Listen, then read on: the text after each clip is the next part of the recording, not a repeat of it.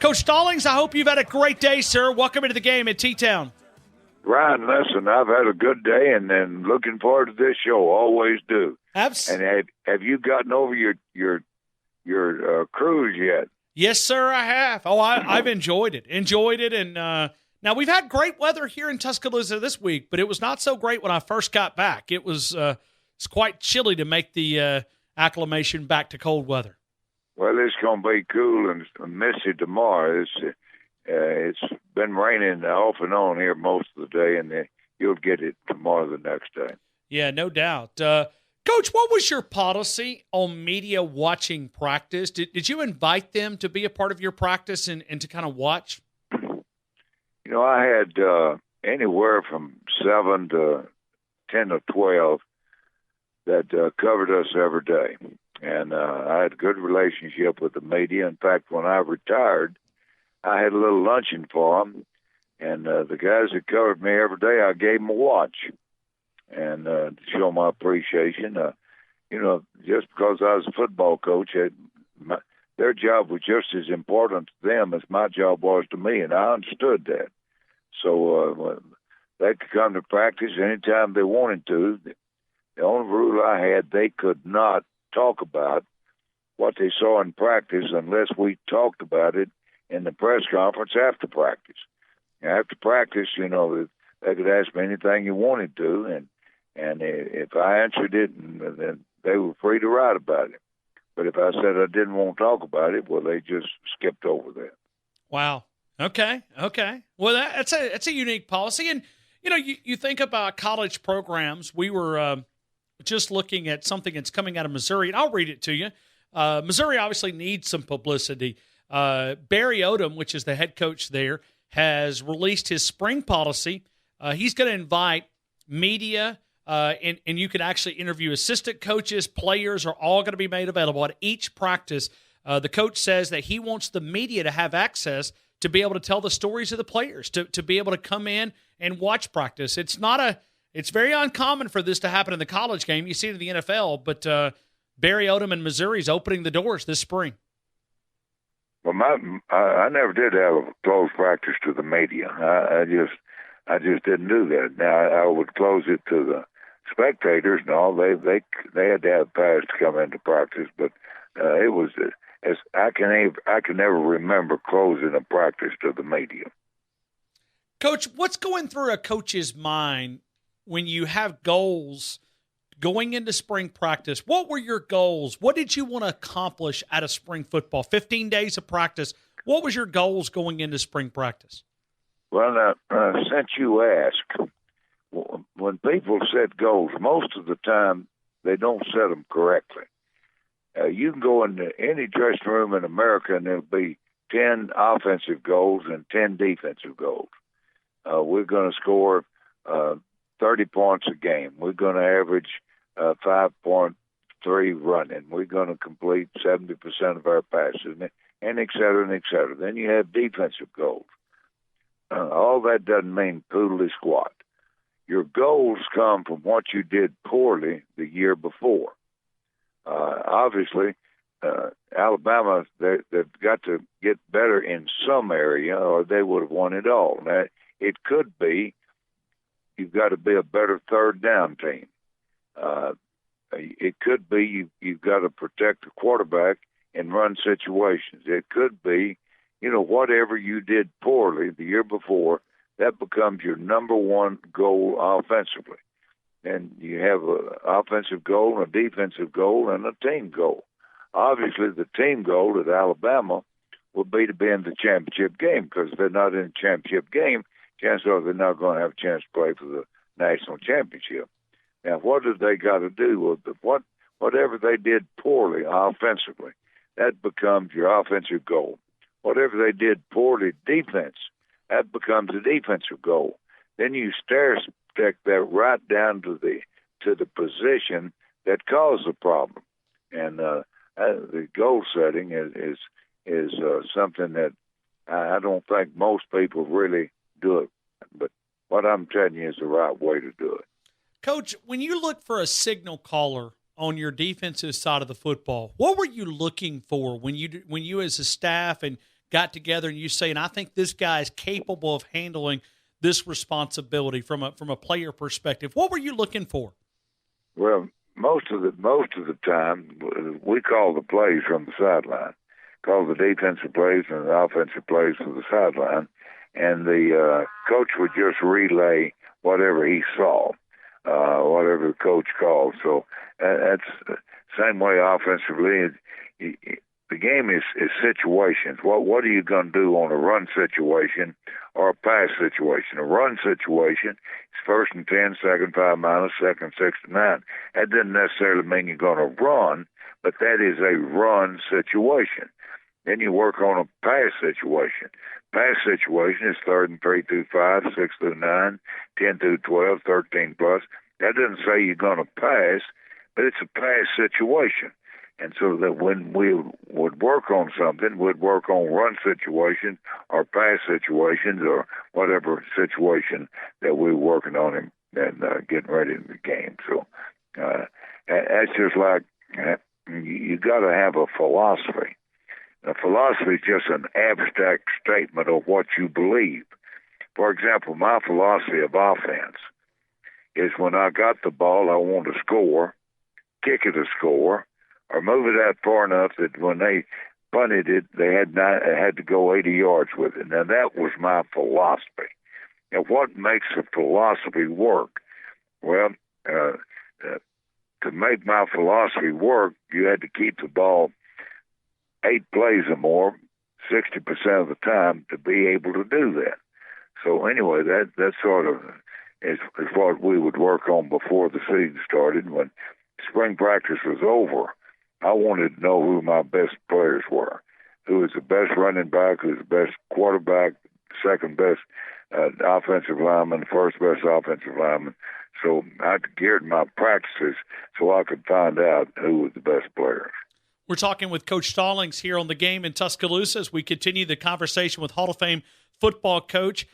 Coach, in looking at 1992, how did that defense that was so great, I mean, that's a legendary defense. I mean, when you talk about, and you were part of the 61 defense, I think it had 6 shutouts, gave up 25 total points, 92's right there in that conversation. How did 92 help your offense going up against those guys in practice every single day?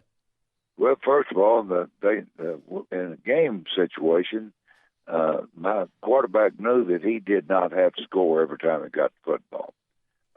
Just as long as we would kick the score or move it out far enough that when we punted, they had to go 80 yards because very few people are going to go 80 yards against our defense. And so they didn't have to run wild plays to try to fool somebody. That was part of my philosophy, offensively and defensively. And so that's just like, I think play calling to me is, they make a big deal out of it, once it's not a big deal. It's going to be a run situation, and you're going to only run 5 or 6 plays in a run situation. Then you're going to pass so many pass plays in a run situation. Then you work on short yardage situation, you work on goal line situation. And then you work on long yardage, third down, where you put in your nickel defense and you work against the nickel defense. But I mean, one other thing, you get good. Your football team gets good, going good against good. They learn their assignments against the scout team. But every day, at least once a week, I'd always have a drill. I'd take the best I had offensively, minus wide receivers, and take the best I had defensively, minus cornerbacks. And I would tell the offense I wanted them to make a yard. Then I'd go over on the defensive side of the football and I'd say, I don't want them to make a foot. Do you understand that? Now, this is the best I had offensively, going against the best I had defensively. And then the period never lasted over 10 minutes. And let's say that the offense needed a little boost. And say the very first play they broke it out for, say, 8-yard gain. I may call the period over, say that period's over. Or if the defense needed a little boost, and it was 2nd and 1, and they just stacked them up. They didn't even let them get to the line of scrimmage. I may call the period over, and I said, period never lasted over 10 minutes anyway. And but we always went good against good sometime during the week. Coach, did that give you a chance? Because you were going up against those, I mean, we could talk about the 92 defense all day, but as an offense, did it give you a chance to experiment what would work and what wouldn't work? And you could say, okay, that play's just not going to work. Let's throw that out. No, we it was no experimenting at all. The game plan had nothing to do with it. I'd get the offense in a huddle, and obviously we'd run off tackle. We didn't run a wide play because we didn't have cornerbacks or anything like that, so we wanted to run right at them. And defensively knew that, so they had to stop them coming right at them. So it was a tough drill, but you get better when good goes against good. Do the same thing in 3rd down situation. I'd put chains out, and I'd say, okay, it's 3rd and 6. I had the best I had out there offensively. I said, now if we make 7 yards, the game's over because we're going to run the clock out. I'd get on the other side of the ball, and I'd say, all right, in the defense, it's 3rd and 7. If we stop them, the game's over. And that game plan had nothing to do with it. This is the best I had offensively against the best I had defensively, and period never lasted over 10 minutes. But that's where our football team got better. This is awesome. I mean, to be able to dive into this philosophy of the way that it works behind the scenes. Coach, before we go to phone calls, I got to tell you, Red called in earlier, and he said, please give him an excuse. He was not feeling very well. He's getting some special treatment, and he said, please excuse him for this week, and he'll be ready to go next Wednesday. I'm going to give him a half of excuse.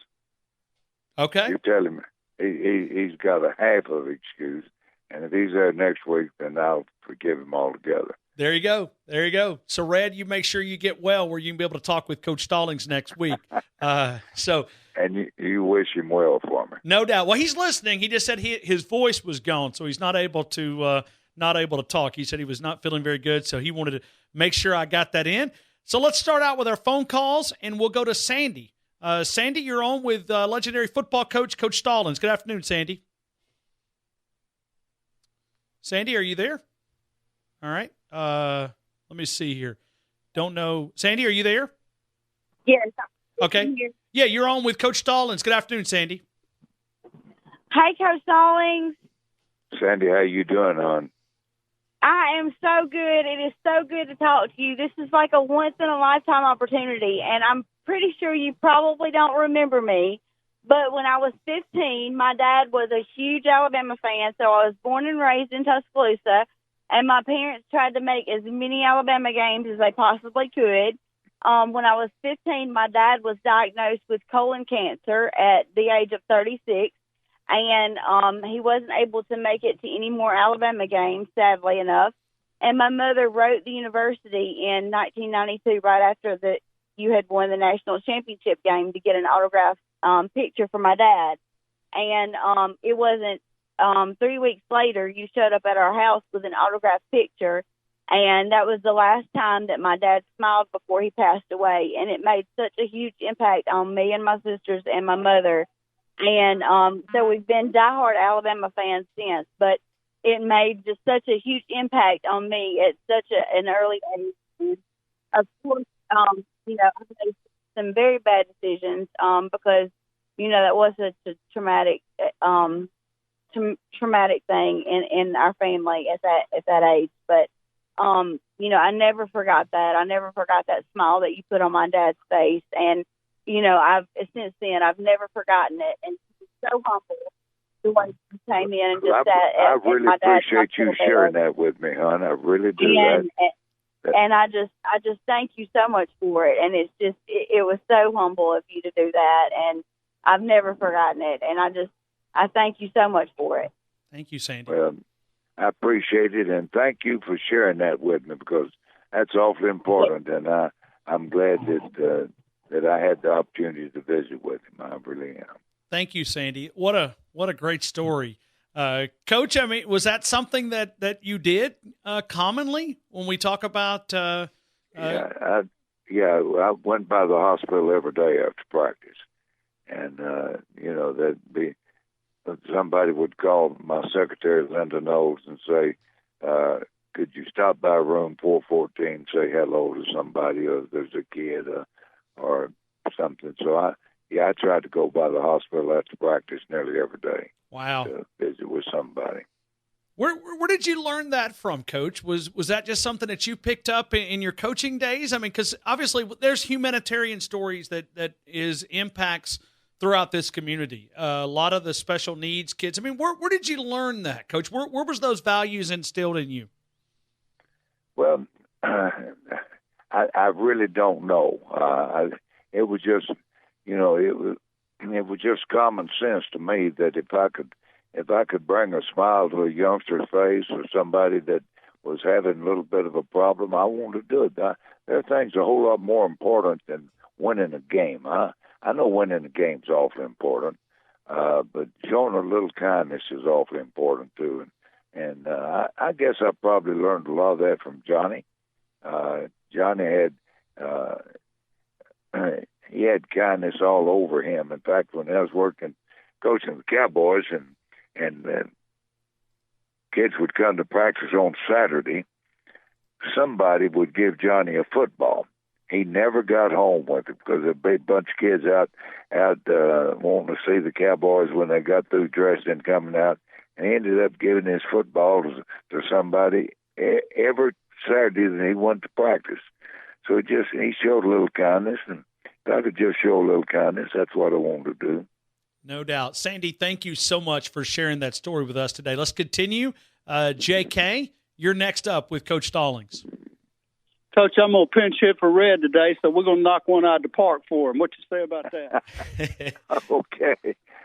We just hope old Red gets to feeling better. Well, I'm going to convince you to give him a whole excuse instead of a half excuse. So what I want to talk to you today about, Coach, is your ranch. You ready to talk about your ranch today? Say that again, JK. You sort of... I want to talk to you about your ranch. All righty. I love my ranch, and let's talk about it. It took me 40 years to pay for it, but I finally got it paid for. You got 800 acres of property out there in your Hikeaway Ranch, and I know it takes a team to run that.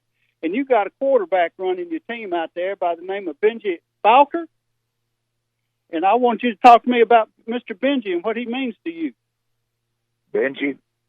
Yes. He's worked for me for a long time, and he runs the ranch. I sort of say I do, but he runs it, and what an outstanding job he does. And he's got a grandchild that's had some problems, and hope and pray that she gets better. She had some malignancy in her brain area, really, and Benji was very kind with her all the time too, and he just did an outstanding job running my ranch.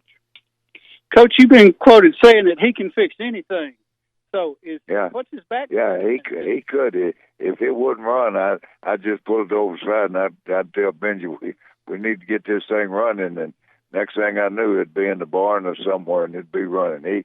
He just had the knack of being able to fix things, and he understood cattle, and he was very gentle around the cattle. Didn't do a lot of hooping and hollering and getting the cows all upset.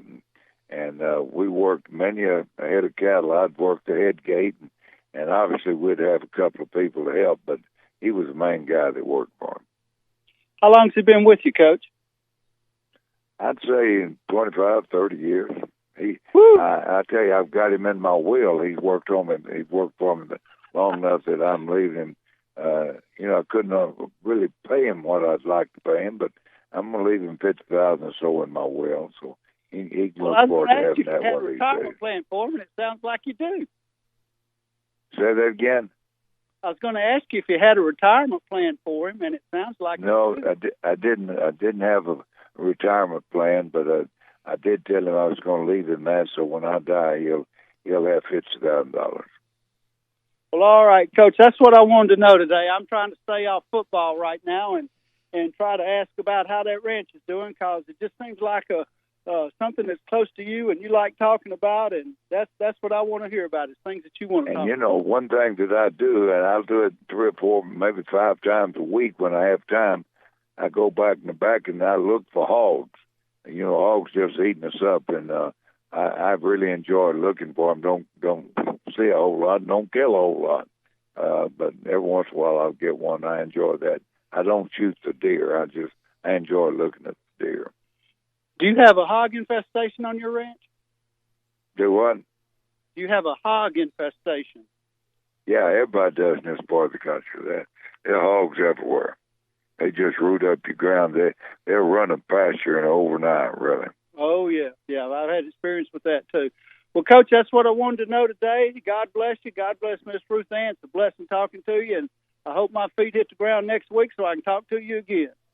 Listen, I'm glad that you always call, and I enjoy you on the show. Thank you so much. Coach, it ain't too soon to mention the Rise program coming up in April. So I'm looking. Yeah, I'm going to be there for the pitch in for Rise. That's the day before the tournament starts, so I'm looking forward to that too. No doubt. Thank you, JK. Yes, sir.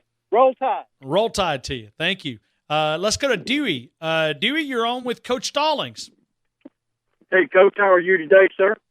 Listen, I'm doing fine. I'm getting a little hoarse, but other than that, I'm doing fine. Well, I won't keep you very long then, Coach, but just know that, last week, Ryan had talked about he had put a bug in the people that run the cruise's ear about trying to get you on there next year with us, and I'm all about that and trying to get some more of your former players on there, and we look forward to having you with us, sir. Well, I thoroughly enjoy talking to the players whenever I get a chance. I talk to quite a few of them from time to time anyway, but to be able to spend 2 or 3 days with them on a cruise or something like it would be a real joy for me. Well, I think between Ryan and a few other folks, we put enough things out there to these people that we probably make that happen, sir. Well, do it before too long, because age is creeping up on me. I'm be 84 the 1st of March. All right, Coach. Well, you have a good evening and a good week, and we'll holler at you next week. Okay, good talk to you. Thank you. Thank you so much. We appreciate the phone call. We've got a line available if you want to jump in. Let's go up to Tennessee. Ellis has been waiting for a long time. Ellis, good afternoon. You're on with Coach Stallings. Good evening, Coach Stallings. Ellis, how you doing in Tennessee? Doing all right. I'm kind of hoarse myself. I got out and went and looked at a big Rutledge Falls. It's a waterfall, but I went and checked it out while it was raining. We had all that rain, and it was like gushing big time. And I got wet, and my feet got wet, so I've got kind of sinus problems from all that. But you're paying the price now. The rain that you're getting. Yeah, that's right. It about 24 hours after it comes through here, it goes through Alabama and on up through Tennessee. Yes, sir. But I loved hearing you talk football a while ago with Ryan. That's amazing. Just love to hear all that. But my question today was, go ahead. Go ahead. I was just going to say, I love talking football, and especially when we talk about how you get it started and what you try to accomplish and that kind of thing.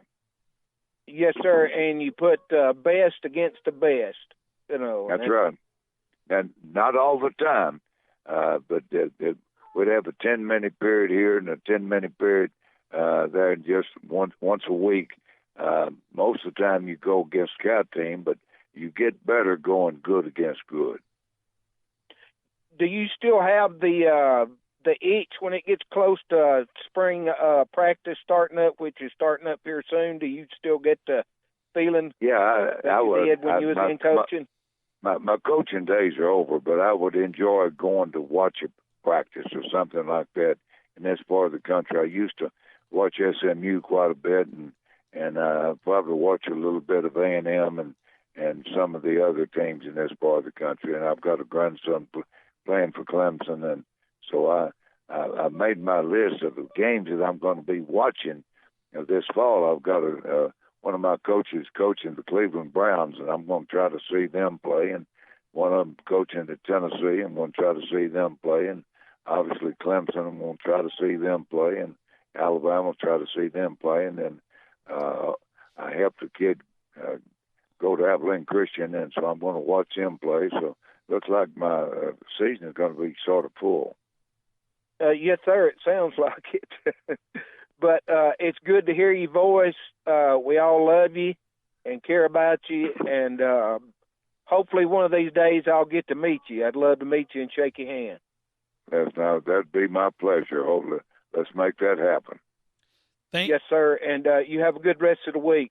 Thank you, Ellis. Thank you so much. Thanks, Ellis. We appreciate all the great calls. Let me take one more right here. Gator Man, you're on with Coach Stallings. Hey, Coach Stallings, how you doing, man? It's an honor to talk to you. I guess we're talking to a Florida fan. Yes, sir, you are. Yes, sir, you are. If you cut me right now, I bleed orange and blue, but the right orange and blue, not the orange and blue you guys don't like. Well, now, when I was coaching there, I thought Steve Spurrier just did a better job in the passing game than the rest of us. It's always a joy to get ready to play Steve, but his team beat my team worse than any other team I've ever lost a game to, but I had great respect for Steve Spurrier. I remember that game you're talking about, but you guys only crossed the 50-yard line twice, right? That's right. But anyway, after that, we won 31 in a row, so I can't complain. Oh, I know. Believe me, I know. We was a part of that beating too. But I've always told my wife, you have that voice that's always at the family reunion that nobody has no other choice but to respect Uncle Stallings. Well, I mean, you have to respect Uncle Stallings with that voice that you have. I mean, you talk like that, bro. Well, I appreciate you saying that. I really do. But my question is that I wanted to ask you, and I've been wanting to ask you this for a couple months.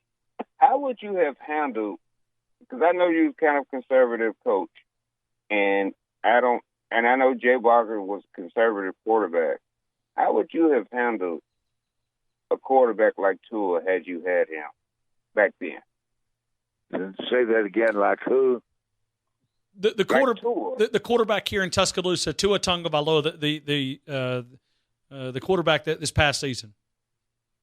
Well, we'd have probably thrown the ball more than we did when I was coaching. Is that right? Okay.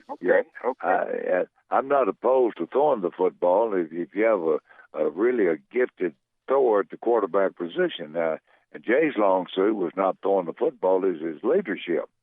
And right. He knew we didn't have to win the game throwing the football, won the game running. But if I had a quarterback that was gifted the way they have them now, I'd throw a whole lot more than I did when I was coaching. Yeah, y'all had a heck of a running game, but wasn't Danny Woodson you guys' quarterback back then before Jay? Say that again. Was Danny Woodson not y'all quarterback before Jay Barker? Yeah, Danny Woodson. He didn't play long. He played there before I was there, and he played just a little bit. And Jay Barker replaced Danny Woodson. Okay, well, I'm not going to hold you up, Coach. It's a pleasure to talk to you, man, and go Gators. Thank you, my friend. Yeah, now, Coach, he keeps us straight. He's always calling to make sure we give proper credit to Florida. So we got LSU, we got Florida Gators covered. We even got a few Auburn callers that call us here in Tuscaloosa, so we need them all. Well, the game is for everybody, really, and I love the fans. I love that Auburn fans just like I do the Alabama fans. Really, somebody that has an appreciation for the game, I appreciate them. Well, Coach, let me take just a minute to wish you a very, very happy birthday.